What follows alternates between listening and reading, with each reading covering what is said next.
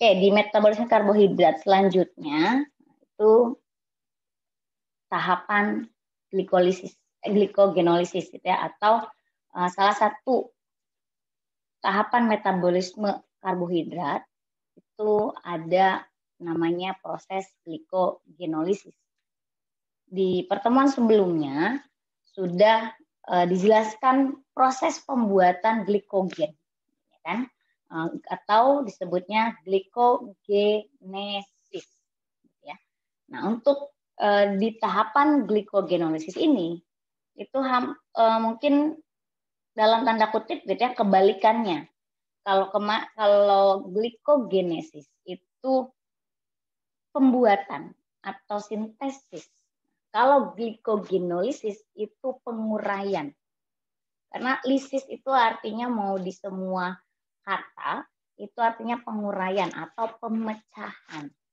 Sehingga kalau glikogenolisis itu adalah pemecahan atau penguraian glikogen.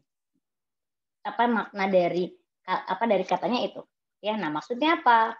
Ini adalah suatu proses proses penguraian atau pemecahan glikogen kan menjadi gula. Nah, gulanya nanti bisa dalam bentuk apa nih? Apakah glukosa, apakah glukosa 1 fosfat, apakah glukosa 6 fosfat. Kemudian akhirnya yang bisa ditransfer menjadi energi atau diubah menjadi energi. Nah, ini terjadi ketika kadar gula atau glukosa dalam darah kita itu berkurang atau menurun. Atau dengan kata lain, tidak ada asupan yang masuk, asupan makanan, gitu kan, glukosa ke dalam tubuh. Sehingga tubuh, karena kemarin dia bisa membentuk glikogen, yaitu cadangan energi yang bisa sewaktu-waktu digunakan, ya. Nah, maka si glikogen ini kalau diperlukan itu akan terurai. Seperti kita tahu bahwa glikogen itu kan merupakan polisakarida, kan, yang tersusun kemarin ada beberapa reaksi, kan, tahapan-tahapannya.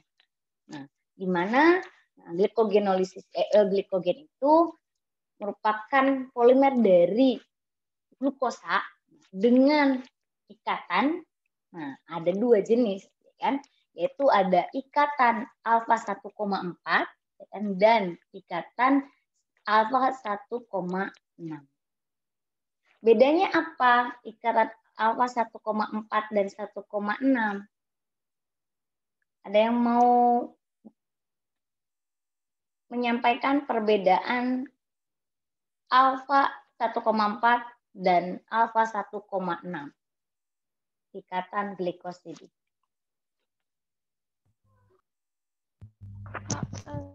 Setahu kita aja ya Bu ya. Jangan kita lah, ready coba. Silakan ready. Ada ready?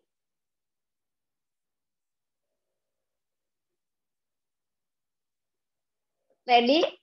Nah, kalau yang saya panggil tidak menyahut, nanti saya outkan ya, keluarkan dari perkuliahan nih. Berarti tidak menyimak dengan baik. Ready ada? Tidak ada? Ready? Saya panggil lagi ready? Ready? Tidak ada? Oke, saya keluarkan ya. Oke.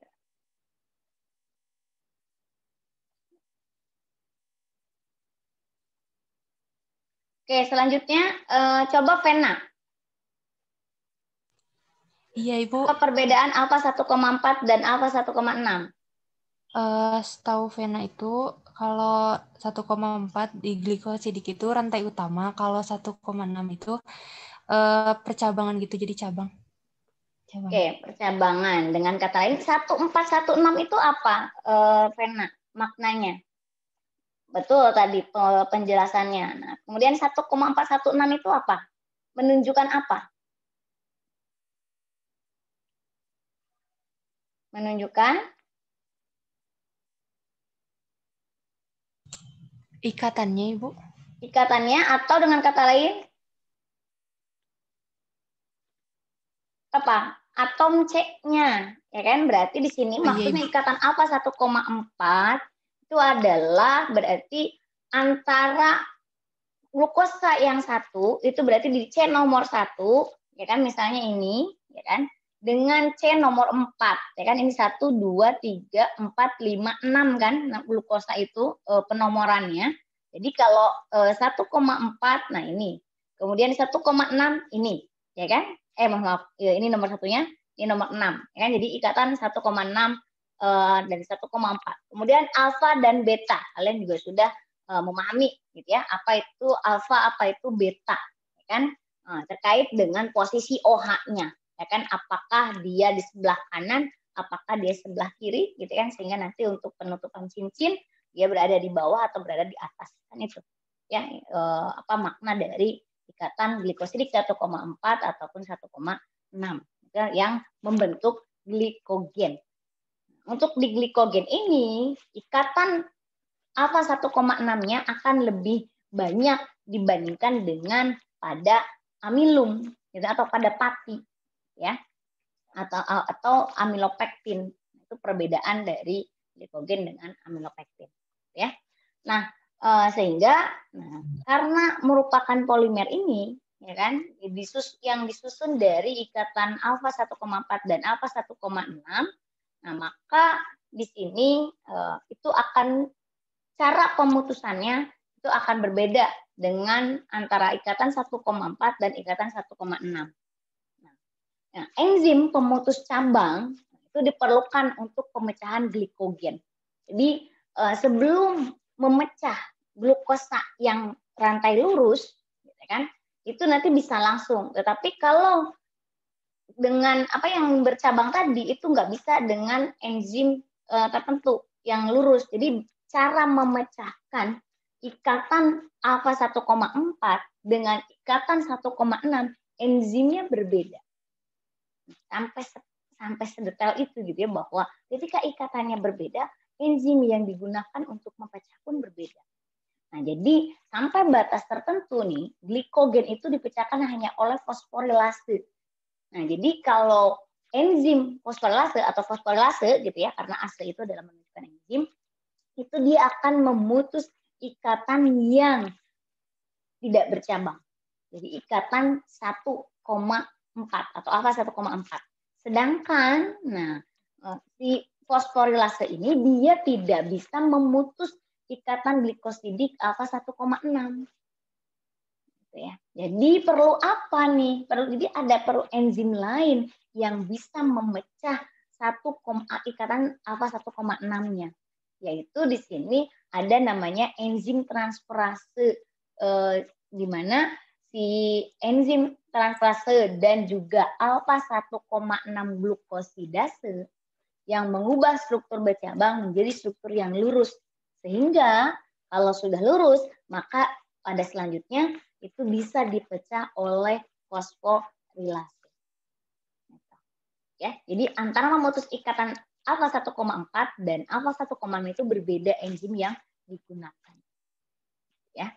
Nah, kemudian ini gambarannya gitu, ini adalah ikatan 1,4 misalnya ya. Ini 1,6.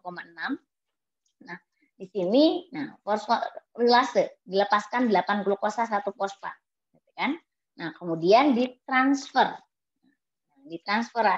gitu ya. Nah, prosesnya dari sini ke sini fosforilase, kemudian transferase. Gimana proses transferase? Dipindah gitu kan. Dia dipindah si ininya. Ini kan ada D, E, F, G misalnya ya, hasil pemutusan ini gitu, dengan fosforilase misalnya gambarannya seperti ini dan seterusnya gitu ya. Nah, kemudian ketika ada transferase maka yang ini nih si A, B, C ini dekat ke sini, kemudian Z-nya kan masih di sini karena dia kan masih bisa gitu ya. Nah, nanti si cabangnya kan di sini. Ini transfer yang yang ujung dari cabangnya gitu kan, ditransfer ke posisi yang depan yang struktur lurus.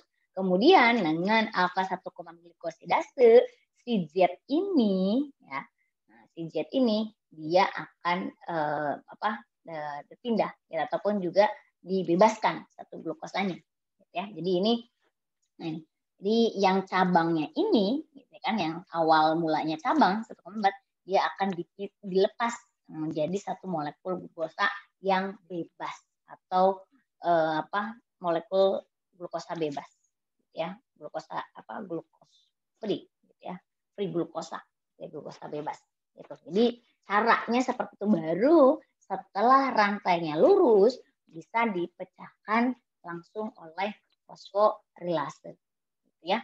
Nah, itu bagaimana pemutusan ikatan alfa 1,4 dan 1,6 di glikogen.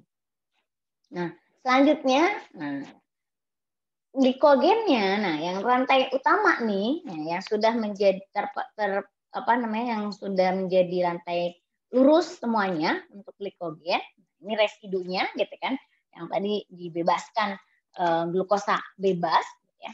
Nah, maka dilakukan, ini diubah gitu ya, di glikogen diubah dengan mudah menjadi glukosa 1 fosfat sama glikogen residunya terus gitu ya. Jadi satu-satu ini tuh ya. Jadi dari glikogen kemudian diubah menjadi glukosa 1 fosfat dan rantai glikogennya. Ini diubah lagi terus satu-satu. Nah, kemudian selanjutnya glukosa 1 fosfat ini akan diubah menjadi glukosa 6 fosfat. Nah, kemarin kalau kalian menyimak dengan baik, dipahami kita beberapa rantai beberapa reaksi glikolisis, salah satunya adalah mengubah glukosa menjadi glukosa 6 fosfat, kan? Nah, berarti di sini glukosa 6 fosfat ini merupakan salah satu starting material atau intermediate dari proses glikolisis atau dari jalur metabolik utama, kan? Nah, itu sehingga bisa langsung diteruskan ke reaksi selanjutnya pada glikolisis yang akhirnya ujungnya bisa menghasilkan bisa menghasilkan suatu ATP dan juga nanti pirufat ya, yang nanti akan bisa masuk ke tahapan selanjutnya. Nah, glukosa 1 fosfat yang terbentuk pada fosforilis glikogen harus diubah menjadi glukosa 6 fosfat untuk dapat masuk ke jalur utama metabolisme ya. Nah, prosesnya ini glikogen sama dari glukosa 1 fosfat, nah diubahnya gitu kan dengan enzim nanti enzim tertentu. Nah, kalau pengubahan dari glukosa 1 fosfat menjadi glukosa 6 fosfat itu dikatalis oleh fosfoglukomutase ya. Nah, itu ya, jadi tahapan-tahapannya. Nah, ini kemudian tadi pemecahan glikogen, fosforilis dan hidrolisis. Jadi ada 2 jenis pemecahan glikogen. Yang pertama dengan fosforilis atau fosforolisis gitu ya, melepaskan glukosa yang terfosforilasi terjadi pada sel otot. Jadi tadi ketika glikogen diubah menjadi glukosa bebas, tadi kan ada ya glukosa bebas. Nah, itu tahapannya bukan fosforilis tapi hidrolisis atau hidrolisis. Dia akan melepaskan glukosa bebas, ya kan? Yang nantinya akan difosforilasi langsung oleh ATP, ya kan? Seperti proses glikolisis yang awal, kan dari glukosanya kemudian ATP masuk sehingga menghasilkan glukosa 6 fosfat. Nah, untuk fosforilis tadi glukosanya glikogennya gitu ya akan diurai menjadi glukosa 1 fosfat gitu ya. Ada keuntungan lain dari pemecahan fosforilis untuk sel otot adalah bahwa glukosa 1 fosfat ini yang terionisasi pada kondisi fisiologis tidak dapat berdifusi keluar sel. Sedangkan kalau glukosa bebas itu dapat berdifusi. Jadi dapat berpindah itu kemana-mana. Kalau glukosa 1 fosfat itu dia nggak bisa keluar sel, berarti ada dia di sel otot gitu ya, sehingga nanti bisa langsung ditransfer menjadi energi yang diperlukan oleh otot itu sendiri ya, sehingga itu kelebihan dari pemecahan glikogen dengan proses fosforolisis. Nah, kemudian selanjutnya Nah, di dalam hati kita itu mengandung glukosa 6-fosfatase, suatu enzim hidrolitik yang tidak terdapat di otot.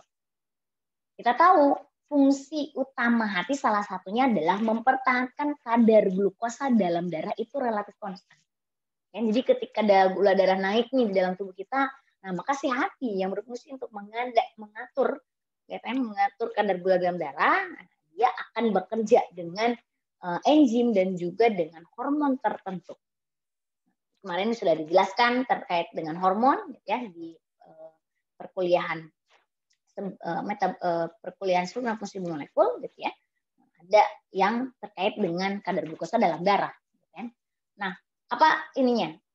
Hormonnya yang berfungsi dalam mempertahankan kadar glukosa dalam darah. Ada 2 hormon yang saling bertolak belakang. Masih ingat hormon apa saja? Insulin.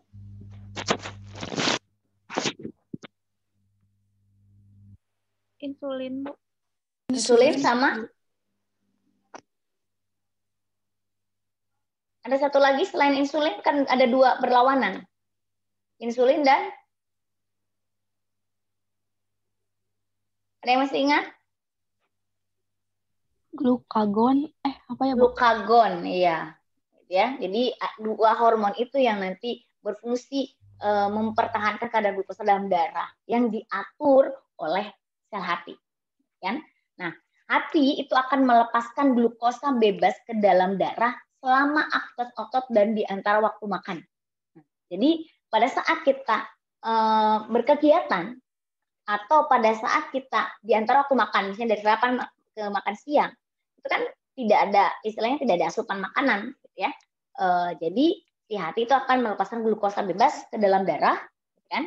Nah, glukosa ini nanti yang dilepaskan tadi itu akan masuk ke organ-organ terutama otak dan otot kerangka.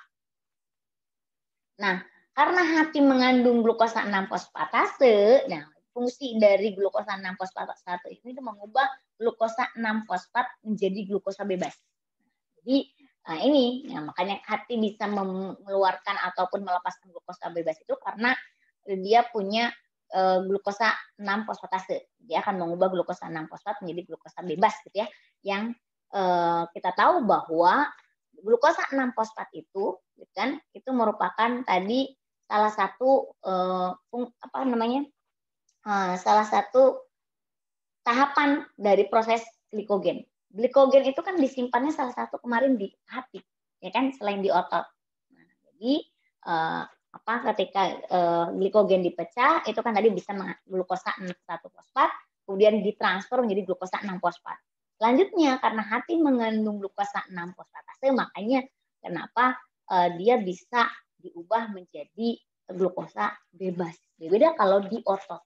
Kalau di otot itu nggak punya glukosa 6-fosfatase. Jadi dari glukosa 6-fosfat bisa langsung masuk ke jalur glikolisis.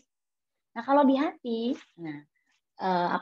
dia bisa saja tidak masuk ke glikolisis, tetapi dia diubah justru ke glukosa bebas. Jadi akan lebih lama, ya. Nah, sehingga dengan kata lain bahwa glukosa karena glukosa bebas dia memungkinkan untuk meninggalkan organ tersebut. Ya, nah glukosa 6-fosfatase itu selain di hati ada juga di ginjal, di usus, tetapi tidak ada di otot dan otak. Nah, akibatnya glukosa 6-fosfat itu akan ditahan, ya kan, di sel otot maupun di sel otak. Nah, sehingga dia akan lebih cepat menghasilkan energi. Kalau harus diubah ke glukosa, ya kan, karena ada glukosa 6-fosfat, dia balik lagi dari glukosa kan harus diubah lagi ke glukosa 6-fosfat, ya kan, buat dia masuk ke proses glikolisis. Nah, karena di otot dan di otak ini dia tidak punya glukosa 6-fosfatase, nah, maka dia langsung masuk ke proses glikolisis untuk menghasilkan ATP. Itu ya. Nah, itu dapat di dalam tubuh itu sampai serinci itu proses metabolisme yang terjadi. Nah, sehingga dengan kata lain gitu ya, glikogenolisis itu ada reaksi 1 dan reaksi 2.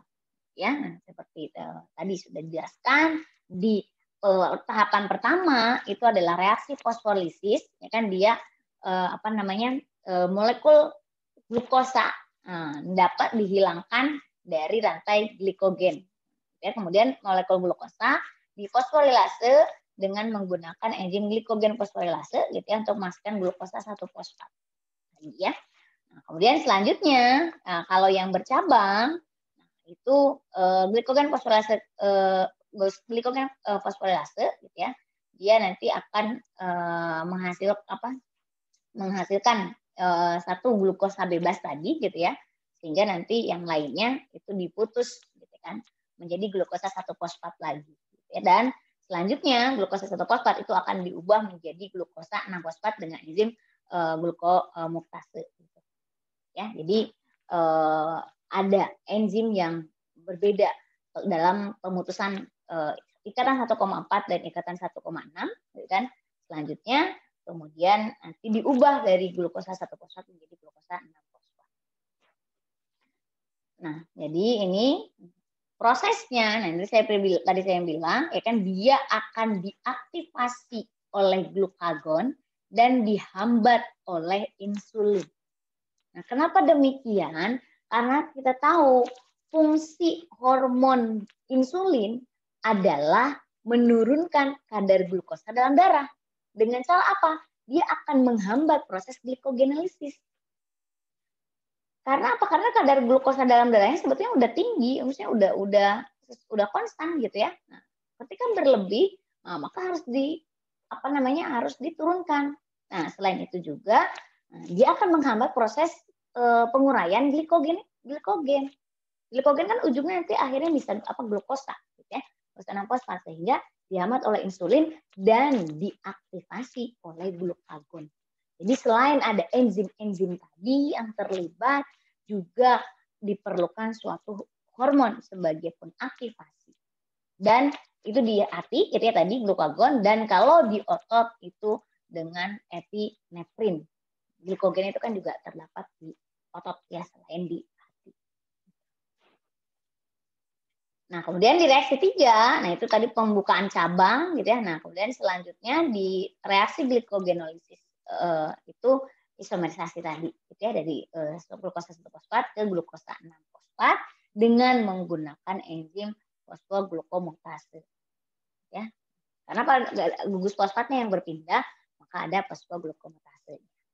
Ya, dari glukosa 1-fosfat menjadi glukosa 6-fosfat yang nanti akhirnya bisa masuk ke proses jalur metabolisme karbohidrat utama. Ya. Nah, tahap terakhir ya udah, kalau tahap terakhir adalah glukosa 6-fosfat, dia akan bisa dihidrolisis untuk menghasilkan gula bebas, glukosa bebas tadi ya kalau ada enzim yang memutuskannya ya, ataupun yang menghidrolisisnya yaitu glukosa 6-fosfat yang ada di liver ya kan, yang ada tadi di ginjal ya kan, atau di usus. Nah, tapi kalau di otot nggak perlu ada reaksi yang ini ya, ini defosforilasi kalau ini reaksi yang keempat ya. Jadi di glukosa 6-fosfat glukosa 6-fosfatase itu hanya untuk di liver, kemudian liver itu hati gitu ya, kemudian ini itu ginjal gitu ya, kemudian juga bisa di usus ya, di sedikit. Sehingga nanti glukosa bebas ini akan masuk ke dalam darah ya. Itu prosesnya. Nah, ini rangkumannya proses glikogenolisis dan glikogenesis. Jadi proses pembentukan glikogen dan proses penguraian glikogen itu ini. Kemarin tadi kalian sudah dipaparkan mengenai glikogenolisis. Nah, sebelumnya juga ada glikogenesis, yaitu proses atau sintesis, proses pembuatan atau sintesis dari glikogen. Ini tahapan. Ini jadi kalian bisa bikin rangkuman gitu ya, dibuat siklus kayak gini. Jadi proses bagaimana penguraian dari glikogen ya kan menjadi ini akhirnya glukosa bebas atau awalnya adalah glukosa 1-fosfat dan glukosa 6-fosfat ya kan, enzim yang terlibatnya apa, kemudian bagaimana pembentukan glikogen kemarin ya kan, ketika kadar gula dalam darah istilahnya berlebih gitu ya dari proses glikolisis, maka bisa disimpan dalam bentuk glikogen. Nah, kemudian tahapan selanjutnya dari proses glikolisis, dari proses metabolisme karbohidrat. Jadi kalau dua reaksi yang tadi gitu atau tiga kemarin dengan HM-pesan gitu ya, itu adalah jalur-jalur yang pada kondisi tertentu bisa terjadi, gitu ya. Jadi dan nanti ada kaitannya dengan proses glikolisis kan yang utama. Jadi kalau tahapan jalur metabolisme yang utama itu ya glikolisis, kemudian enzim Johnson dan seterusnya. Tapi ya, pada kondisi-kondisi tertentu seperti tadi, ketika begini maka bisa dilakukan HM-pesan. Ketika ada ini bisa melalui glikogenesis, ya glikogenesis. Dan kalau kadar gulanya dalam darah turun, berarti bisa glikogenolisis, sehingga nanti bisa masuk. Itu yang jadi tiga jalur yang dipaparkan di akhir ini gitu ya, setelah glikolisis itu bukan jalur utama gitu ya, dari proses metabolisme karbohidrat. Tapi pada kondisi-kondisi tertentu sekali lagi itu bisa terjadi sehingga nanti akan masuk akhirnya dari proses yang tadi saya sebutkan itu ke glikolisis lagi, ke utama gitu ya, sehingga nanti untuk menghasilkan. Nah, dari tahapan glikolisis selanjutnya adalah koenzim Johnson. Di mana kita tahu proses glikolisis kemarin ya kan yang terjadi di sitosol ya kan, dia akan mengubah glukosa menjadi 2 pirufat ya kan kemarin. Dari molekul dengan 10 reaksi. Ini adalah pirufat. Ya. Nah, kalau asam pirufat ini diganti, ini dimasuk OH. Ya, kalau pirufat saja begini, CH3COCOO minus. Tapi kalau asam pirufat berarti CH3COCOOH, ya. Jadi molekul pirufat yang atomnya ada 3, atom C-nya maksudnya. Ini kan ada 1, 2, 3. Nah, di koenzim Johnson ini akan diubah menjadi 2 atom C saja, yaitu dari 2 molekul pirufat 3 atom C menjadi 2 asetil-CoA. Jadi 2C. Nah, lo kemana Bu 2-nya? 2 atom C-nya. Kan kalau ini 2 kali 3, 6. Ini 4. Nanti dia akan dilepaskan sebagai CO2.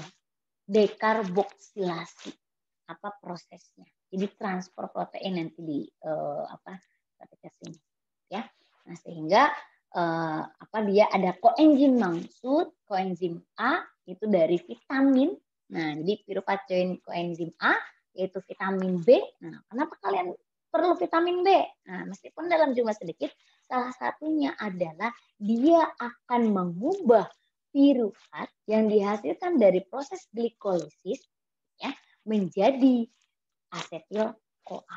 Asetil-CoA ini yang merupakan input atau starting material dari proses metabolisme karbohidrat selanjutnya, yaitu asam sitat. Nah, sehingga dia kehilangan tadi saya bilang CO2, ya kan? 2 atom C sebagai CO2. Ya, ini diproses ke enzim Johnson, jadi dia pengubahan molekul pirufat menjadi asetil-CoA dengan melepaskan CO2. Gitu ya, bereaksi dengan koenzim A yang berasal dari vitamin B. Itu prosesnya ya. Dan kalau ada istilahnya proses di sini ada koenzim asetilasi gitu ya, maka di sini akan memerlukan adanya transfer elektron. Jadi kalau ada NAD, NADH, kemudian FAD itu berarti dengan kata lain reaksinya adalah ada transfer elektron di antara molekul-molekul tersebut gitu ya. Jadi dari NAD plus ke NADH berarti prosesnya adalah reduksi. Dengan kata lain, ini makanya ini mengeluarkan dia CO2 sehingga ini adalah gradien hidrogen ya. Kenapa? Karena dia lepas ya. Sehingga dia ada proses reduksi di sini ya. Nah, selanjutnya dari hasil koenzim Johnson tadi berarti tadi output dari koenzim Johnson itu adalah asetil-CoA, inputnya pirufat. ya. Nah, maka si koenzim junction tadi menghasilkan asetil-CoA itu selanjutnya akan masuk ke siklus asam sitrat atau siklus Krebs, ya, atau TCA cycle, ya, citric acid. Untuk proses asam sitrat itu ada 8 tahapan, di mana inputnya adalah asetil-CoA ini, ya kan? Kemudian ujungnya akhirnya adalah oksaloasetat. Jadi di proses respirasi sel yang selanjutnya, tahapan metabolisme karbohidrat yang utama selanjutnya itu siklus asam sitrat, dia akan dihasilkan beberapa ATP. Nah, dari mana? Nah ini kan ada. Nah ATP-nya di sini sama seperti pada proses glikolisis, fosforilasinya adalah tingkat substrat. Ya, tingkat nanti ada berapa ATP yang dihasilkan dari proses glikolisis? Jadi kita bahas. Nah, di glikolisis ini saya tidak di asam sitrat ini saya tidak akan menjelaskan secara detail seperti pada proses glikolisis. Nah, nanti kalian tugasnya salah satunya itu adalah bagaimana menguraikan tahapan-tahapan yang terjadi pada siklus asam sitrat. Nanti ada di penugasan saya sudah buat soalnya, tinggal dimasukkan nanti kalian cek setelah pertemuan ya, setelah perkuliahan. Jadi intinya nanti saya akan jelaskan secara ringkasannya, secara umumnya, gitu ya. Yang minimal yang harus kalian ketahui minimal. Tapi bagaimana prosesnya, nah kalian juga perlu tahu, gitu ya. Oh begini, oh ini enzim yang terlibatnya ini, kan? Nah jadi tahapan yang pertama itu tadi setelah asetil-CoA yang sebagai input dari proses ini, itu dia akan bereaksi dengan atau bergabung dengan oksaloasetat. Jadi ini siklus, namanya siklus itu berarti dia runtut gitu ya, dia nggak terputus. Kalau reaksi glikolisis itu, nah dia lurus gitu ya, nggak berbentuk siklik. Nah, dia dengan oksaloasetat, di mana asetil-CoA itu, nah ini kan ada 2 atom C ya. Nah, oksaloasetat itu dia 4 atom C, sehingga dia akan membentuk sitrat. Jadi 2 molekul asetil-CoA itu dia bergabung dengan oksaloasetat yang 4C, dia akan menghasilkan molekul sitrat. Ya, dan ini di sini pada siklus asam sitrat itu terjadi pada mitokondria, berbeda dengan glikolisis itu di sitosol. Nah, kemudian si sitrat ini ya kan yang C-nya 6, ini kalian aduh pusing. Tapi kalau dipahami, nah ini hanya ada perubahan di sini. Dari sitrat ke isositrat. Itu dia hanya mengganti posisi atau posisi OH-nya diganti. Ya kan namanya isomer berarti kan dia biasanya kerangkanya yang diubah gitu ya, strukturannya, tapi tidak mengubah massa molekul, gitu kan?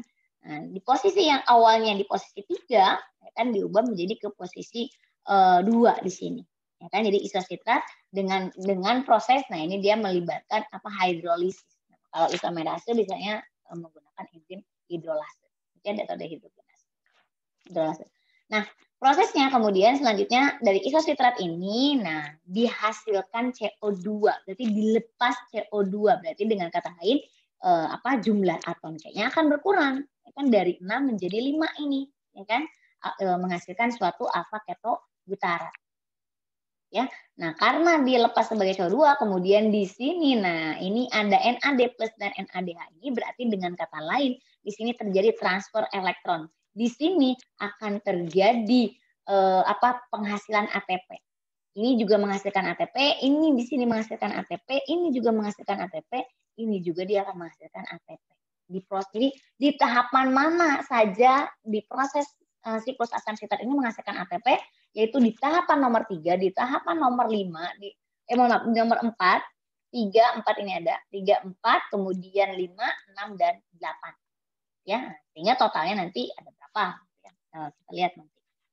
Kemudian selanjutnya dari alfa ketobutarat, nah ini masuk ke enzim A.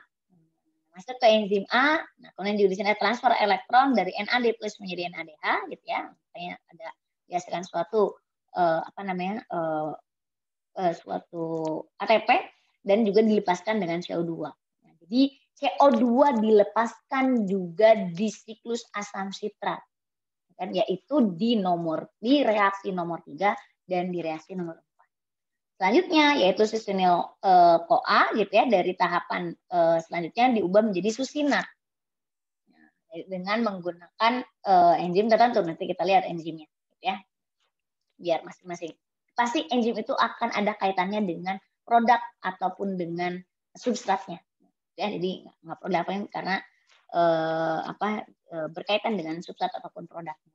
Nah, selanjutnya dari susinat menjadi fumarat. Nah, ini bagaimana Bu prosesnya kalau dari susinyl CoA ke susinat itu dia cuma melepaskan koenzim A-nya.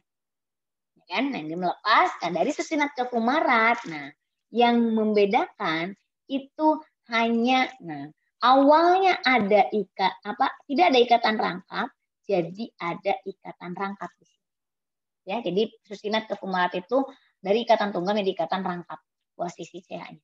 Kemudian dari fumarat ke malat, itu yang membedakan hanya tambah. Jadi prosesnya adalah hidrolisis. Ya, jadi memasukkan H2O, jadi ada OH di sini. Kan? Dari malat kemudian ke oksaloasetat, gitu kan? Itu dia hanya mengubah, gitu kan? Dia mengubah H plusnya, gitu kan? H-nya dibuang sehingga akhirnya menghasilkan oksaloasetat jadi 4 atom C. Nah, dari sitrat awalnya 6 ya kan ke oksaloasetat 4 berarti kan hilang 2. Nah, 2-nya itu sebagai CO2. Ya, jadi dikeluarkan juga dalam proses siklus asam sitrat itu 2 molekul CO2. Ya. Elektron pembawanya ada NAD+ dan juga FAD gitu ya, karena ini ada FAD. Kemudian dia akan mengubah sitrat ya kan dengan beberapa tahapan yang tadi ini 8 tahapan dan menjadi oksaloasetat tadi dengan kehilangan 2 atom C sebagai CO2 ya.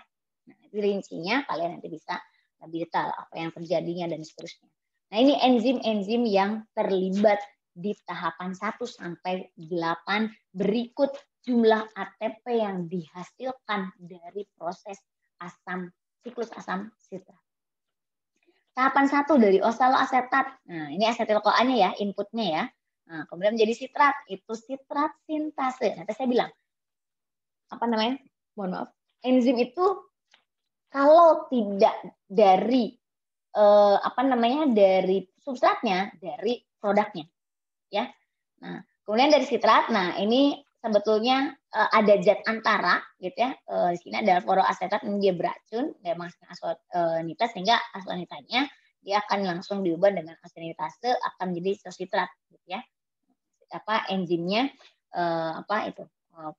ada intermediate gitu ya antara sitrat ke isositrat. Kemudian tapi ini biasanya diabaikan gitu ya si aslonita itu. Karena intermediate, jadi langsung pengubahannya saja. Nah, kemudian tahapan selanjutnya, nah ini ada isositrat dehidrogenase, ya. Nah, berarti kan isositrat dehidrogenase berarti kenapa? Karena dia melepaskan CO2. Jadi dehidrogenase itu biasanya dekarboksilasi, dia melepaskan CO2, menghasilkan alfa-ketoglutarate. Kemudian dari sini menjadi susinyl CoA. Ya, nah ini juga dia akan menghasilkan suatu zat yang yang istilahnya yang ada yang toksiknya, tapi si toksiknya itu akan diubah langsung ya dengan enzim di dalam tubuh kalian ya, di tubuh kita. Nah, ini prosesnya dari 4 ke 5 itu dengan menggunakan enzim gitu kan, susinat thiokinase. Nah, kalau dari alfa-ketoglutarate ke susinyl CoA itu alfa-ketoglutarate dehidrogenase, kan kata saya bilang pokoknya tidak lepas dari apakah dia produk ataupun dari substratnya. Ya, kemudian selanjutnya sampai ke oksaloasetat, ya, di mana di sini malat dehidrogenase, enzim yang terlibatnya. Nah, bagaimana jumlah ATP yang dihasilkan dari siklus asam sitrat? Nah, jumlah ATP yang dihasilkan dari siklus asam sitrat itu totalnya adalah 10. Dari mana? Karena tadi ya kalau kalian tadi menyimak ya, di posisi di tahapan dari 2 ke 3 itu kan ada dihasilkan NADH gitu ya. Nah, ini. Nah, satu molekul NADH itu dia akan mengganti atau melepas atau dia ATP yang dihasilkannya 2,5. Kalau FADH2 itu 1,5. Gitu ya. Nah, jadi kalau ada NADH itu berarti dia 2,5 ATP. Kalau FADH2 itu 1,5 ATP. Dan GTP atau ya yang tadi kan ada GTP ya di posisi yang bawah. Nah, itu dia akan menghasilkan molekul 1 ATP. Nah, sehingga karena NADH-nya ada 3 ya kan tadi nih. Ya nih. 1, 2, 3 ya kan. GTP atau ADP1 atau GDP gitu ya. Kemudian FADH2 1. Nah, maka 2,5 kali 3 ya kan 7,5 ditambah 1,5 ditambah 1 sehingga total ATP yang dihasilkan dari proses siklus asam sitrat adalah 10. Ya. Bisa dipahami sampai sini? Mudah-mudahan saya tidak terlalu cepat. Bisa, Bu. Terlalu cepat tidak? Bisa, Bu.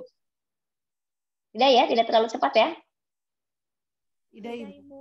Oke, kalau terlalu cepat ini kasih tahu, kadang saya suka kecepatan. Nah, jadi kan di sini siklus asam sitrat itu kita harus tahu inputnya apa, minimalnya gitu ya, outputnya apa. Nah, kemudian setelah itu, nah ini kan prosesnya gitu ya, ini adalah dari proses glikolisis ya kan menghasilkan pirufat ya kan 2 molekul dari 1 glukosa. Kemudian melalui coenzim junction diubah menjadi asetil CoA, selanjutnya masuk ke proses ke siklus asam sitrat. Dari 8 tahapan, nah dia akan menghasilkan 2 molekul CO2, ya kan? Kemudian juga ada 3 ya kan? 3 NADH ya, 3 NADH, 1 FADH2 dan juga ADP-ATP. Nah, ini dia akan menghasilkan 1 ATP di sini. Kan? Ini dari 2,5 kali 3 dan ini 1,5 sehingga total 10 ATP. Nah, proses siklus asam sitrat ini dia dikatakan amfibolik. Nah, ada yang tahu nggak amfibolik? Maksudnya apa? Kalau amfibi itu apa? Amfibi Bisa hidup di 2 alam gitu, Bu. di 2 alam. Kalau amfibolik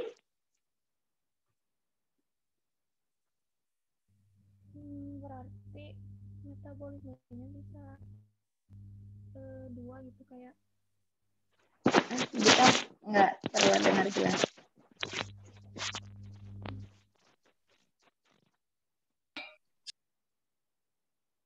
Oke, kalau amfibolik itu di mana terjadi proses metabolisme 2 jenis. Kita tahu, ya kan? Di awal saya menjelaskan ada 2 tipe atau jenis metabolisme. Ya kan? Itu dibagi menjadi 2. Ada anabolisme dan ada katabolisme, ya kan? Dari glikolisis, hanya kemarin kalau proses glikolisis hanya katabolisme saja, penguraian. Tapi di siklus asam sitrat ini dia juga selain menguraikan gitu ya, atau katabolisme, ya kan, dia akan menguraikan atau mengoksidasi asetil CoA, ya kan. CO2, mohon maaf ini CO2-nya tidak di bawah, menghasilkan energi. Ya kan ini katabolik. Tetapi selain itu tadi ada yang dihasilkan dari 8 proses atau 8 reaksi dari siklus asam sitrat ini, beberapa di antaranya itu merupakan prekursor dari proses pembuatan karbohidrat itu sendiri, lipid, asam amino atau nukleotida serta porfirin. Ya. Jadi makanya kalian nanti perlu bagaimana tahapan masing-masing di secara detail. Nah, itu masing-masing fumarat, malat, alfa-ketogutarat itu akan menghasilkan suatu biosintesis suatu molekul karbohidrat ataupun biomolekul yang lain. Ya, jadi di siklus asam sitrat tidak hanya terurai mengalami katabolisme, tetapi juga mengalami anabolisme karena intermediate atau produk-produk yang dihasilkan pada setiap tahapan siklus asam sitrat itu bisa menjadi prekursor molekul lain, ya, atau biomolekul lain. Gitu. Penjelasan kenapa di siklus asam sitrat bersifat antibolik. Nah, kemudian selanjutnya output dari siklus asam sitrat itu kemana? Nah, selanjutnya itu masuk ke tahapan yaitu fosforilasi oksidatif. Ya, fosforilasi oksidatif itu ada dua, ya kan? Ada dua tahapan, nah, yaitu transfer elektron atau elektron transfer chain biasanya atau ETC dan juga chemiosmosis. Nah, ini sebetulnya satu rangkaian yang tidak terpisahkan, gitu ya. Dari proses glikolisis ini juga terus gitu ya berlanjut, nggak kepotong-potong gitu. Tapi kita tadi kenapa saya potong-potong ya nggak mungkin saya menjelaskan keseluruhan gitu langsung. Jadi tahapannya begini ya, tetapi ini satu kesatuan dalam tahapan proses respirasi di dalam tubuh kita ya.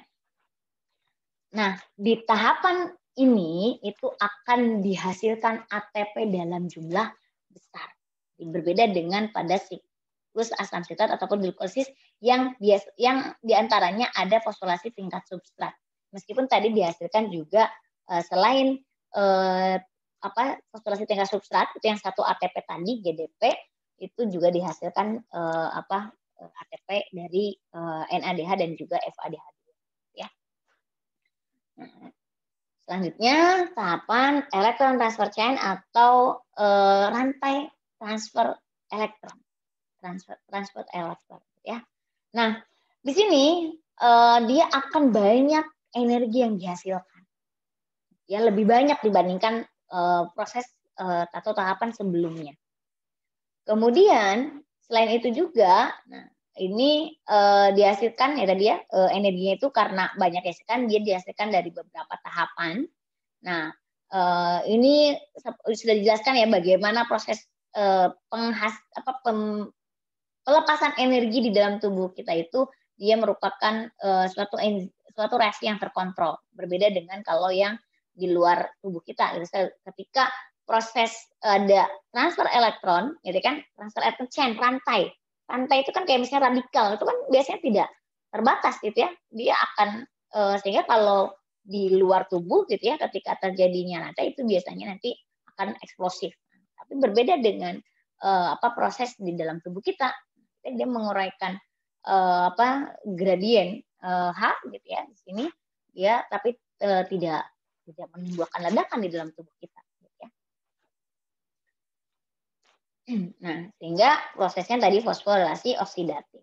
Nah, di sini, tahapan ETC ini biasanya itu ada 4 step gitu ya, 4 step. Nah, jadi di sini ETC itu elektron transfer chain namanya rantai, berarti dia akan mengoleksi ataupun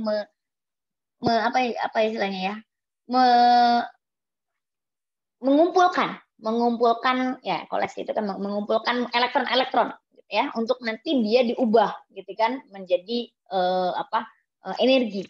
Jadi si molekul si ETC ini, nah di awal mulanya tadi kan, itu salah satunya dari siklus asam sitrat itu kan dihasilkan NADH, ya kan? Nah dari NADH ini dia ada transfer elektron, nah jadi ada elektron dihasilkan akhirnya jadi NAD+. Ini kan prosesnya adalah oksidasi ya kan? Jadi oksidasi. Kalau oksidasi kita tahu prosesnya adalah melepaskan elektron, ya kan? Jadi tahapan elektron transfer chain atau fosforilasi oksidatif itu terjadi reaksi oksidasi. Dia terjadi pelepasan elektron, ya kan? Kalau reduksi itu menangkap elektron, ya kan? Kemarin dijelaskan di awal. Sehingga di sini, nah tahapannya ada 4. Nah, jadi dari NADH menjadi NAD+, melepaskan elektron ini masuk di siklus yang pertama. Nah, ini apa Bu F ini? Dia memerlukan zat besi di sini. Nah, makanya kenapa zat besi dibutuhkan, salah satunya dalam proses fosforilasi oksidatif di sini. Kemudian selanjutnya, nah ini ada ada FADH2 tadi ya, dari si siklus asam sitrat itu. Nah, maka dia juga sama sebagai sumber elektron. Nah, terjadi reaksi oksidasi, melepaskan elektron, terus gitu ya reaksinya sitosol gitu ya, situs sitosol.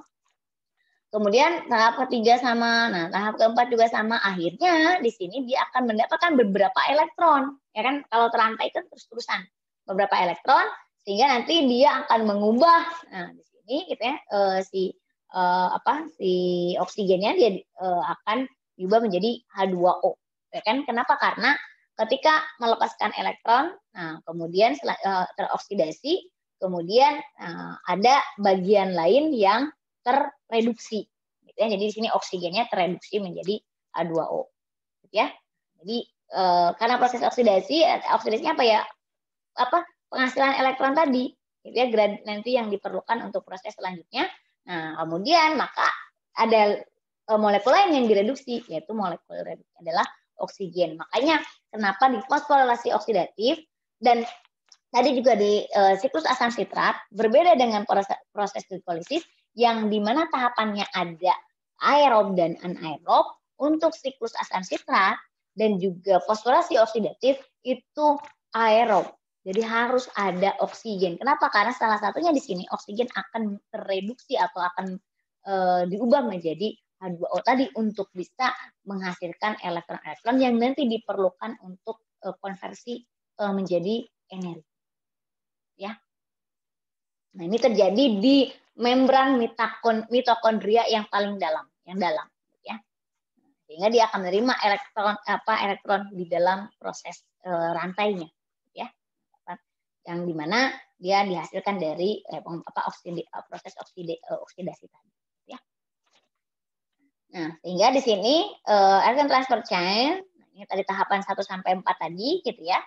Nah, di sini inputnya apa per glukosa gitu berapa itu, jadi lanjut dari proses glikolisis tadi ya.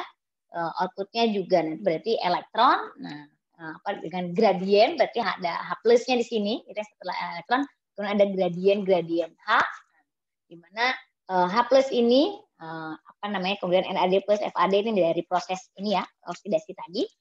Nah, itu akan masuk ke tahapan selanjutnya yaitu osmosis, di mana proses ini adalah akan dihasilkan ATP dalam jumlah yang besar. Nah, di osmosis ini, ini ada namanya enzim ATP sintase. Jadi ini tahapan tahapan fosforilasi oksidatif itu ya. Pertama adalah ETC, elektron transfer chain atau rantai transfer elektron, gitu ya. Kemudian selanjutnya ada kemiosmosis yang sudah dihasilkan gradien tadi, gitu ya, elektron tadi. Ketika ada elektron berarti kan untuk menstabilkannya atau untuk menyamakannya kan ada H plus ya. Nah, sehingga nanti H plus ini yang nanti akan menjadi matrik, itu akan menjadi yang harus bisa masuk ke dalam matrik si ATP sintase ini, gitu ya. Sehingga nanti akan mengubah ADP menjadi ATP dan nanti matrik H plusnya juga akan dihasilkan kembali. Nah, jadi di sini ATP sintase terdapat dalam membran mitokondria yang dalam, bagian dalam. Dia akan menginput ATP dalam gradien H plus. Jadi gradiennya inputnya adalah gradien H plus tadi, gitu ya. Dari mana? Dari transfer elektron tadi. Transfer elektron itu pasti untuk menstabilkan reaksinya kan ada H plus. Elektron kan negatif. Jadi ion gradien ini maka selanjutnya akan bekerja proses kemiosmosis. Nah, yang perlu dipahami di kemiosmosis itu karena ini selalu pasti melibatkan ATP sintase, gitu ya. Nah, kalian harus mengenal ATP sintase, yaitu enzim yang berfungsi untuk memperoleh atau menghasilkan ATP, ya, yang terdapat di dalam membran mitokondria yang paling dalam. Nah, ini tak ada 4 bagian ATP sintase, ada rotor, stator, rod, dan knob. Ini kayak mesin. Jadi ATP sintase itu kayak mesin lah, gitu ya, ininya gampangnya, gitu ya. Mesin pembuat ATP, mesin penghasil energi. Nah, gitu. Jadi ada rotor, ada penggerak, ada stator, ya, kayak penghentian, gitu ya, penghentian. Kemudian ada rod knob, jadi kayak ininya. Kalau rod knob tuh kayak murnya gitulah kalau dari mesin. Mesin itu kan jadi ada beberapa tahapan. Nah, ini juga sama. Jadi ATP sintase itu seperti mesin. ini kan seperti itu. Nah, ada rotor, kita penggerak nih statornya, gradien masuk. Nah, sehingga ini internal rod di sini, gitu ya. Jadi ininya ya, apa tadi saya? Ya, ini ya, bagian-bagian yang bisa memutarnya, gitu ya. Ya tadi murnya gitu, jadi ini apa namanya? Yang menghubungkan gitu ya.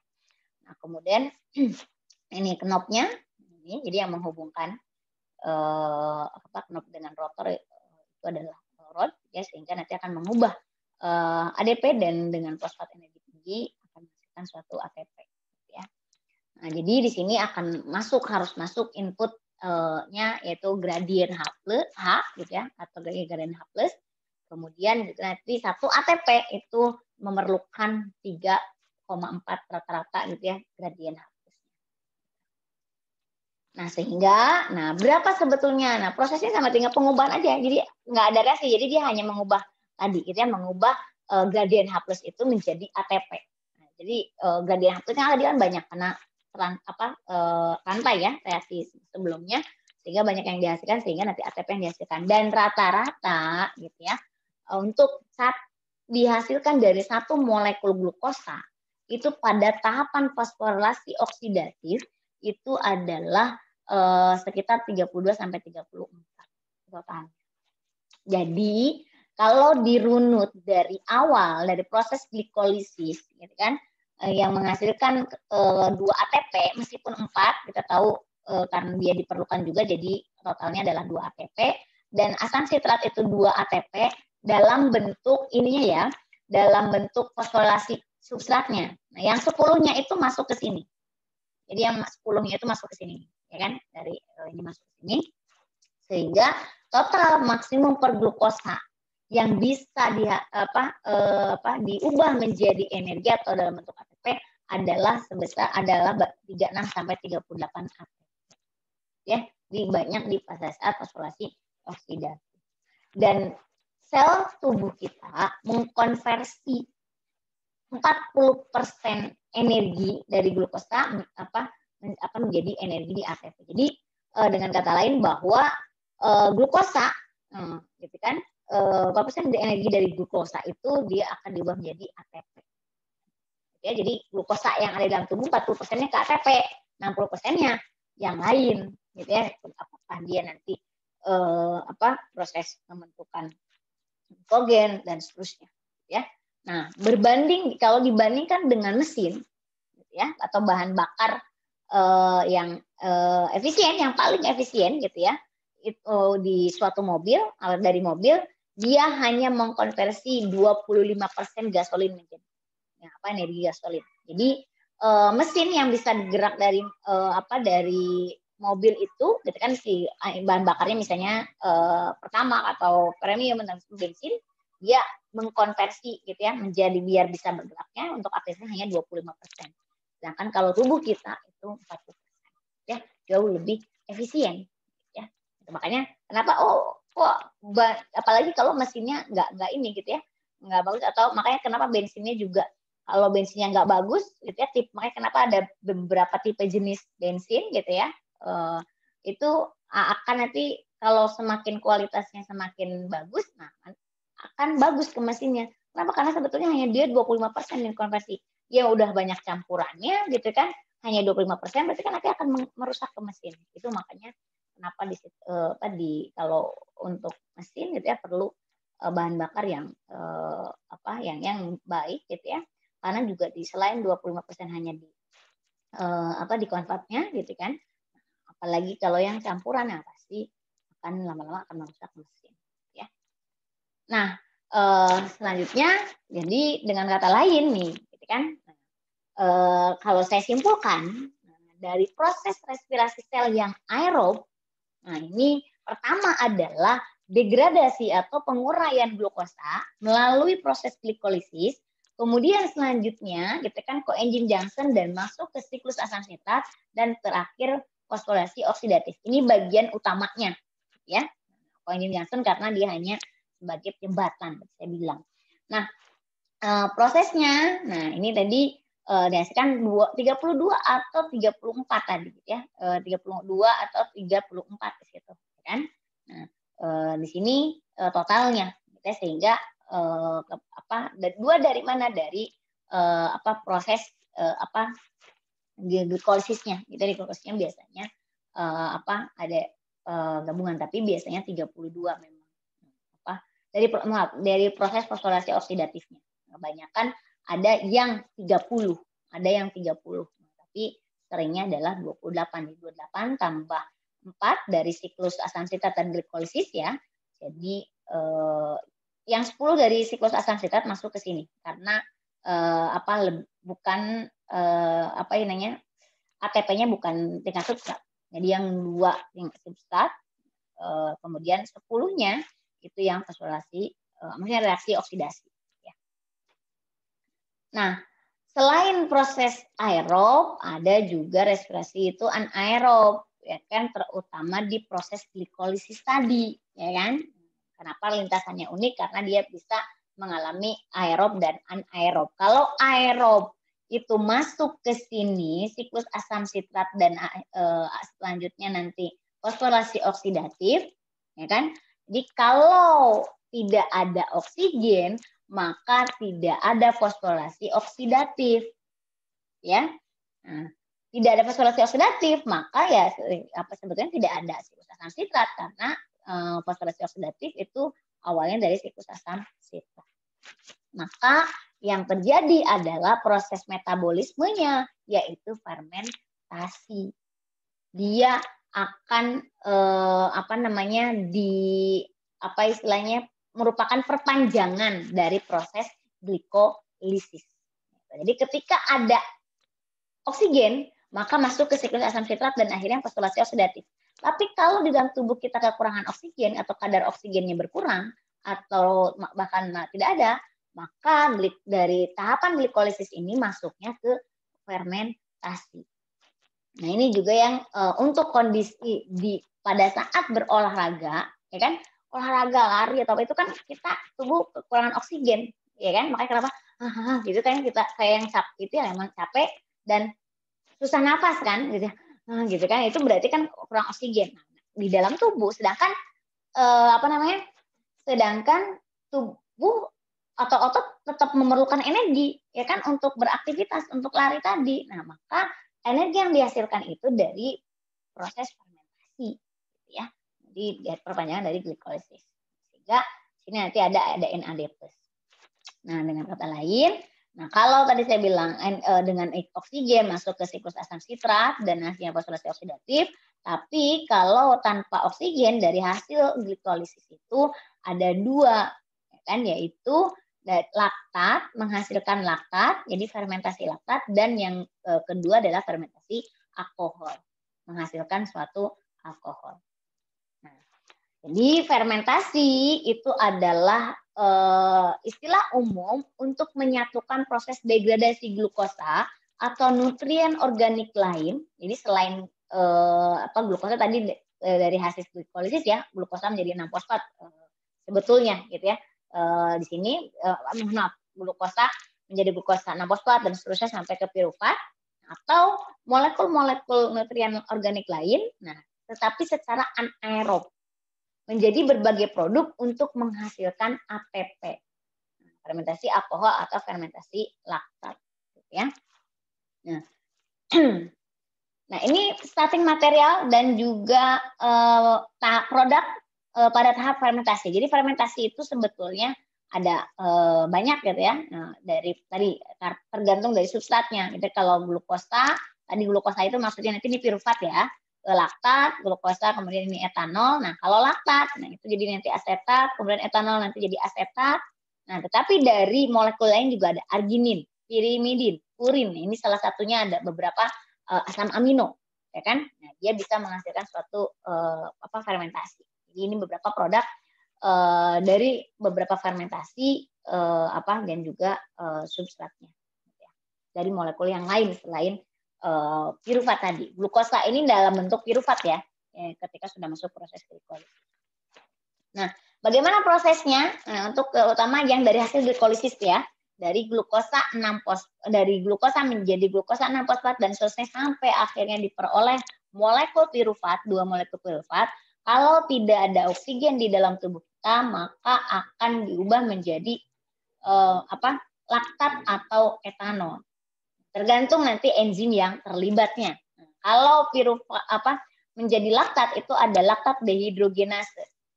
Tapi kalau tidak ada, maka dia akan diubah menjadi pirufat dengan pirufat dekarboksilase itu menjadi pirufat asetaldehid, gitu ya. Jadi lepas molekul CO2, jadi atau dekarboksilasi.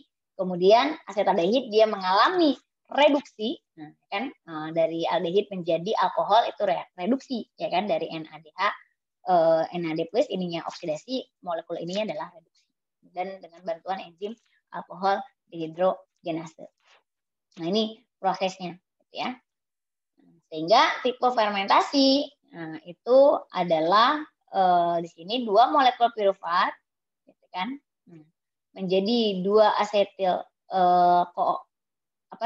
asetaldehid, gitu ya. Jadi karena ini 2 molekul pirufat, jadi 2 asetaldehid sama-sama jumlah atom C-nya di asetaldehid dengan pirufat 3, kemudian karena dekarboksilasi, mohon maaf. Nah, ini jadi 2 molekul dari 2 atom C dari 3 atom C, gitu ya. Karena dari glukosa itu 6, 2 molekul pirufat berarti 6 bagi 2, gitu ya, 3 pirufat, 2 molekul pirufat. Kemudian di dekarboksilasi lepas sebagai CO2, gitu ya, ini sehingga akan menghasilkan suatu aldehid yaitu asetaldehid. Kemudian direduksi, ya kan, menjadi etanol, ya kan, sehingga di sini ada perpindahan pasti transfer elektron di antara NAD+ dan juga NADH. Kalau reduksi berarti kalau si produknya ini ya, jadi substrat produknya itu dia mengalami reduksi, berarti si pembawa elektronnya dia harus mengalami oksidasi, gitu maksudnya. Ya, karena dalam suatu reaksi itu kan harus ada teroksidasinya, ada yang tereduksinya. Kalau ini tereduksinya, maka si ini teroksidasi, ya kan, dari NADH menjadi NAD+. Kalau glukosa ke glikolisis, gitu ya, dari tahapan glikolisis ke pirufat, ini kan dari NAD+ menjadi NADH. Jadi prosesnya adalah reduksi untuk ininya, tapi ini adalah oksidasi. Kenapa? Karena nanti ada molekul oksigen. Jadi tipe fermentasi itu ada 2, ada alkohol, kan, di mana akan menghasilkan molekul alkohol, ya kan, jadi piruvatnya dikonversi menjadi asetaldehid, kemudian selanjutnya asetaldehid menjadi alkohol, ya. Tipe yang kedua itu ada laktat, ya kan, atau asam laktat, di mana prosesnya dari 2 molekul piruvat langsung diubah menjadi 2 laktat yang jumlah atom C-nya sama, ya, hanya mengalami proses sama, ya, mengalami proses reduksi, ya, sehingga ininya teroksidasi, kan ininya dari karbonil menjadi alkohol, ya, laktat, sehingga nanti ini terjadi fermentasinya di biasanya sel otot, ya. Ya, nanti, nah biasanya si laktat ini, gitu ya, nah si laktat ini dia karena diproduksi laktat itu biasanya akan menghasilkan justru, gitu ya, menghasilkan rasa lelah. Jadi timbul lelah yang kemarin sempat Fajar menanyakan, gitu ya, olahraga, karena tadi dihasilkan fermentasi laktat, gitu ya. Karena apa? Karena oksigennya berkurang atau bahkan tidak ada ketika kita melakukan olahraga, gitu ya, sehingga proses glukosa yang masuk ke dalam tubuh melalui proses glikolisis sebelumnya, maka si piruvatnya akan diubah menjadi laktat, sehingga si laktat ini yang menimbulkan adanya produksi laktat ini yang menimbulkan dia rasa lelah. Selain itu juga dia sebetulnya glikogen di otot juga dia akan berkurang. Kenapa? Karena untuk ditransfer menjadi energi. Sebetulnya pada fermentasi itu, gitu ya, tidak dihasilkan ATP, saya kira, gitu ya. Jadi dalam proses fermentasinya itu tidak dihasilkan ATP justru. Tapi maksudnya ketika di olahraga, pada saat olahraga, ya bisa dihasilkan ATP dari pengubahan glikogen. Jadi kalian bisa cek fermentasi apakah menghasilkan ATP atau tidak, ya. Nah, ini jadi ada anaerob, ada respirasi selulernya, ada 2 jenis fermentasi yang terjadi, ya kan? Yaitu alkohol dan juga fermentasi laktat. Kemudian selanjutnya ada respirasi seluler yang dari biomolekul yang lain, gitu kan? Nah, jadi ini contohnya, gitu kan? Jadi selain tadi dari glukosa, dari karbohidrat yang utama, itu bisa dari lipid, dari protein atau dari asam amino, gitu kan? Yang nanti akan masuk ke siklus dari tahapan atau rangkaian dari proses metabolisme yang tadi. Terutama ini masuk ke siklus asam sitrat. Kebanyakan degradasi molekul yang lain itu akan masuk ke siklus asam sitrat. Dan siklus asam sitrat tadi itu juga bisa menghasilkan molekul-molekul yang lain juga, ya kan? Nah, ini prosesnya. Ya. Jadi respirasi seluler dari biomolekul yang lain itu juga bisa terjadi dengan pengubahan tentunya, gitu ya. Nanti kalian bisa di akhir, gitu ya, sebelum UTS itu bagaimana korelasi antara metabolisme karbohidrat, lipid dan juga protein, sehingga akhirnya akan bisa menghasilkan energi, baik protein maupun lipid itu kan bisa juga menghasilkan energi dari mana? Nah, ini dia akan masuk ke jalur metabolisme karbohidrat, terutama nanti di siklus asam sitrat. Ya. Ya, jadi masuk ke siklus asam sitrat. Nah, kemudian selanjutnya, ada tahapan gluconeogenesis. Nah, jadi tadi nama lain dari atau proses respirasi dari biomolekul yang lain itu istilah lainnya adalah gluconeogenesis. Maksudnya apa? Jadi proses pembentukan glukosa dari molekul yang lain selain karbohidrat. Neo itu baru, gitu ya. Jadi gluconeo berarti dia genesis berarti pembentukan gula baru. Nah, maksudnya dari apa gula baru itu? Dari molekul-molekul yang lain yang bukan berasal dari karbohidrat. Bisa dari 3 atau 4 karbon ataupun yang bisa lebih sebetulnya.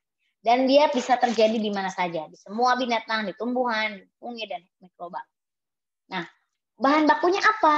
Nah, bahan bakunya tadi laktat, pirufat. Jadi si laktatnya ini bisa tadi saya bilang menghasilkan energi tapi melalui proses gluconeogenesis. Jadi dalam tahapan fermentasinya ya tidak menghasilkan ATP.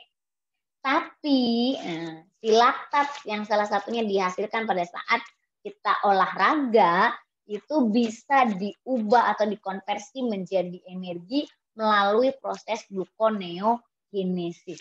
Karena laktat merupakan salah satu prekursor atau bahan baku di pembentukan gula baru selain dari karbohidrat atau selain dari glukosa. Sebetulnya si laktat itu kan juga dari pirufat ya, dari glukosa awalnya, tetapi maksudnya tidak langsung, gitu ya. Pirufat dari otot atau eritrosit juga sama, gitu ya. Kemudian asam amino bisa dari alanin salah satunya, gitu ya. Jadi proses ketika kalian lapar, nah ini salah satunya protein. Kenapa bisa sebagai cadangan makanan juga, gitu ya, selain juga dengan lipid itu karena salah satunya ada alanin di dalam protein, asam amino alanin, dia akan diubah menjadi gula gitu ya, nah melalui tahapan gluconeogenesis. Atau propionat, asam lemak dan asam amino, atau juga gliserol ya. Ini merupakan prekursor atau bahan baku yang bisa membentuk gula baru kalau di dalam tubuh kita kekurangan glukosa ya. Nah, ini beberapa beberapa prekursor. Nah, ini tadi pirufat gitu ya, tadi susinil-CoA, kemudian alanin, sistein. Nah, ini beberapa asam amino, ya kan? Nah, ini beberapa prekursor yang bisa menghasilkan glukosa di dalam tubuh sehingga nanti akan menghasilkan suatu energi melalui tahapannya ya tadi balik lagi gitu ya, dia akan mengkonversi apa, biasanya akan dikonversi menjadi piruvat gitu ya, kemudian nanti masuk ke proses siklus asam sitrat ya, beberapa contohnya. Nah ini bagaimana perbandingan glikolisis dengan gluconeogenesis. Jadi kalau glikolisis kan yang utama ya, jalur metabolisme utama dari karbohidrat. Tapi kalau gluconeogenesis selain dari molekul karbohidrat, nah ini untuk gluconeogenesis itu terjadi biasanya di retikulum endoplasma. Nah, kalau glikolisis kan di ini ya, di sitosol ya. Nah jadi di sini gluconeogenesis, nah dia akan prosesnya gitu kan ada tergantung prekursornya gitu ya. Tapi biasanya dia akan diubah misalnya diubah menjadi glukosa 6 fosfat dengan bantuan enzim glukosa 6 fosfatase, kemudian nanti bisa masuk ke glukosa ini gitu ya. Dari glukosa 6 fosfat. Kemudian atau dari sini gitu ya, dari fruktosa 1,6 bifosfatase, jadi fruktosa 1,6 bifosfat. Nah, ini masuk ke tahapan ini. Jadi ini tahapan-tahapan dari proses glikolisis gitu ya.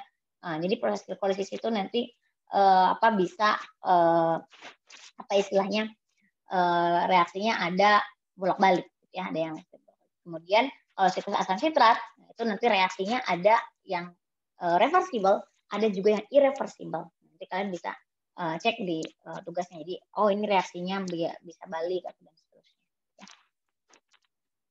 Nah, ini proses selanjutnya. Nah, ini sebetulnya proses ini ya, glikolisis tadi nggak dihasilkan piruvat. Ini di proses glikolisis, ini adalah siklus asam sitrat.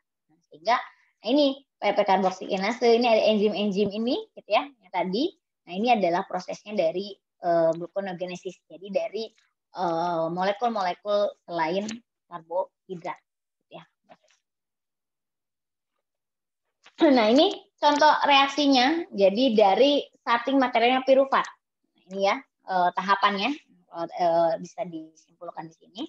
Jadi dari piruvat, nah, kemudian ada kondisi asam, ada dibantu ATP. Nah, ini akan menghasilkan oksaloasetat. Nah, ini berarti masuk ke siklus Krebs ya. Siklus Krebs. Kemudian seterusnya dari oksaloasetat dia akan diubah menjadi ini. Ini kan ada yang reversible, irreversible, ada yang reversible, gitu ya. Kemudian seterusnya gitu ya sampai akhirnya, nah kesimpulannya, nah, kalau ini kan bisa dicoret-coret ya, saya bilang sama di proses glikolisis. Jadi proses gluconeogenesis dari starting material piruvat, nah, piruvat itu akan menghasilkan sama glukosa, ya kan, makanya gluconeogenesis kan. Nah ini tahapan-tahapannya ini, tapi ujungnya adalah dari 2 molekul piruvat karena akan menghasilkan 1 molekul glukosa. Kan? Kita tahu kalau dalam glikolisis kan dari 1 glukosa ke 2 molekul piruvat. Jadi ini dalam tanda kutip kebalikan dari glikolisis. Kemudian dihasilkan 4 ATP, diperlukan 4 ATP gitu ya. Kemudian juga dia di sini ada NADH, nah, tapi di sini dia prosesnya adalah oksidasi ya. Oksidasi, sedangkan di sini juga selain itu dia memerlukan H2O ya, dan nanti ada dihasilkan energi fosfat berenergi tinggi gitu ya. Nah ini juga nanti akan masuk selanjutnya ke proses glikolisis tentunya ya. Jadi ini perbedaan lihat glikolisis dengan gluconeogenesis. Jadi 2 molekul piruvat menghasilkan glukosa dalam gluconeogenesis. Kalau glikolisis, 1 molekul glukosa menghasilkan 2 molekul piruvat. Yang membedakan adalah dari ininya, ya, dari gradiennya, dari elektron pembawanya, ya. Ini kalau di gluconeogenesis dihasilkan 6 fosfat berenergi tinggi, bahkan pada glikolisis dia diperlukan, ya, diperlukan. Jadi karena gluconeogenesis kan membutuhkan gula yang baru, sehingga nanti dia akan menghasilkan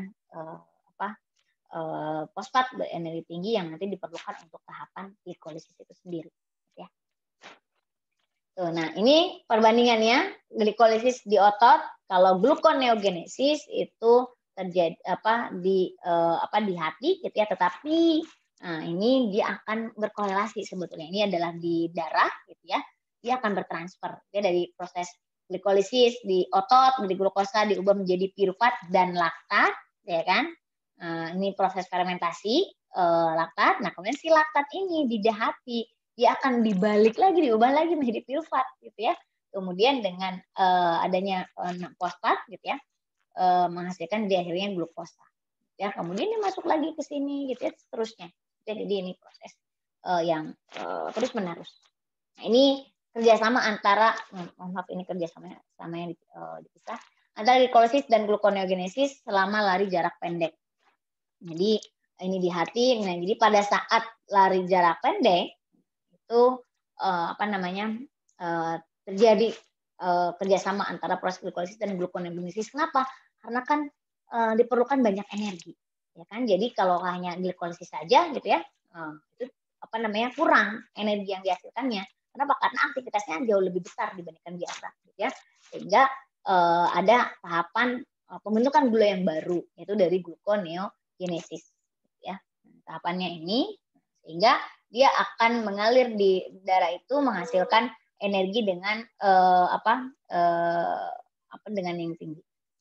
Nah, ini secara keseluruhan bagaimana metabolisme karbohidrat yang menjadi jalur utama dan produk yang dihasilkannya.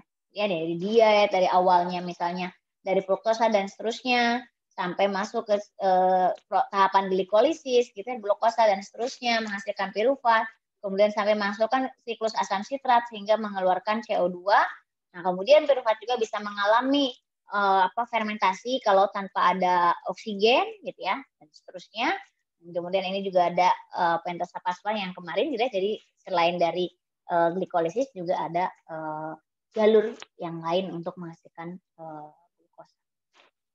Nah, sehingga kesimpulannya adalah kalian minimal itu harus respirasi, proses respirasi bagaimana, tujuannya apa, reaksi redok yang terlibatnya bagaimana, elektron pembawanya, gitu ya. Kemudian lokasinya di mana, kan tadi beberapa tahapan itu berbeda lokasinya, tahapannya bagaimana, input outputnya, tujuannya, dan deskripsi secara detailnya bagaimana, gitu kan. Ini tadi sudah dibahas dari pertemuan sebelumnya sampai ke hari ini, gitu ya. Nah, prosesnya glikolisis, Cleansing Junction, siklus Krebs, dan juga fosforasi oksidatif, dan juga bagaimana perbedaan dengan ketika respirasi anaerob. Nah, kemudian dari penguraian dari biomolekul yang lain, ya. Mungkin itu yang bisa saya sampaikan di metabolisme karbohidrat, metabolisme yang utama untuk menghasilkan energi. Sampai sini silakan jika ada yang ingin ditanya.